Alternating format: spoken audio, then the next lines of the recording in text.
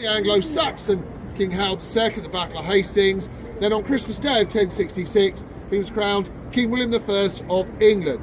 Now the Normans were an army of occupation, so they built a series of towers and defence positions to consolidate their position in England. William himself utilised an old Roman fort in this position here in the east of London in 1078 to build his original fortress. Now that tower stands at the heart of the fortress, and we'll see it later on during our tour. Over the years, successive monarchs improved that original defence position. The inner walls were built around 1220 during the reign of Henry III, and the outer walls were built during the reign of his son, a man called Edward I, around 1280.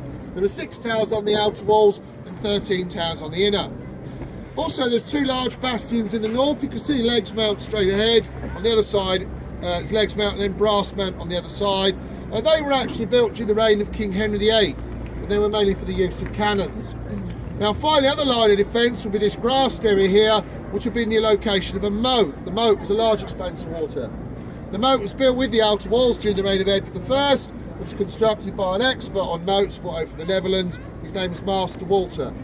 Now originally the moat was 120 feet wide by about 15 feet deep, and that is why this tower to my left, the middle tower, is called the middle tower because it used to stand in the middle of the moat. The moat itself was not just a line of defence, but it also seconded as an area where all the filth, waste and sewage was dropped in, and unfortunately it became overwhelmed. So the moat was filled in 1843. When they drained the moat, they found that over there, look, the medieval skating rink. Anyway,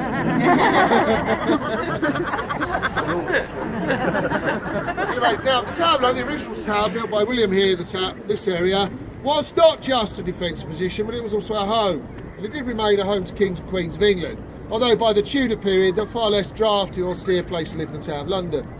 Crown jewels were moved to the tower, or this area, in 1303. Moved here from Westminster. They kept getting stolen at Westminster. The Royal Mint, so all the coins are made here between 1100 and 1810. The Royal Observatory was initially established here at the tower, but it moved downriver to Greenwich in the later 17th century. The armories were here, and also they used to store the court records here at the Tower of London.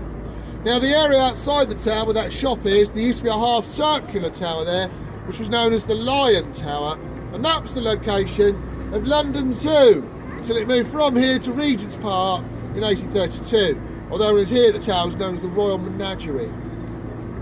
Now, amongst all those other things, we also used to keep prisoners here as well. Now the first prisoner held here at the Tower of London was in 1100, and his name was Ranulph Flambard, the Bishop of Durham. Now, he actually got the guards drunk one night and escaped, so he's also our first escapee, which is a bit unfortunate. But the last prisoner here at the Tower of London was Rudolf Hess. Rudolf Hess was Adolf Hitler's deputy. So the type of prisoner kept at the tower here were not peasants, they were important people of the period. Now, if they were to be executed, and a number were, they would expect to be beheaded as a form of execution. A sort of social standing within executions introduced the British by the Romans. So Romans were beheaded, people outside of Rome generally hung. Now, when we were going to behead people from the tower, because they would expect to be beheaded, we didn't actually do it in the Tower of London. We stayed up outside the tower to Tower Hill to a place called Trinity Gardens. That was up till 1747. After 1747, we just hung them. Anyway, so a prisoner making way from the tower up to Tower Hill. Once up there, he'd have their head severed from his body by a man using an axe. Once severed, their heads themselves would be taken down to London Bridge. There, they'd be stuck on spikes and left on display as warnings to people as they entered London as to what would happen to traitors. Now, these were important people, so we had to keep an eye on the bodies as well, unfortunately. So the bodies themselves were brought back inside the Tower of London, and they were buried here in the Chapel Royal of St Peter ad Vincula. Isn't that lovely, ladies? What a great day out for the children that must have been. Anyway, are you still up for a tour of the tower? Yeah. Excellent. Let's be heading into the tower itself then.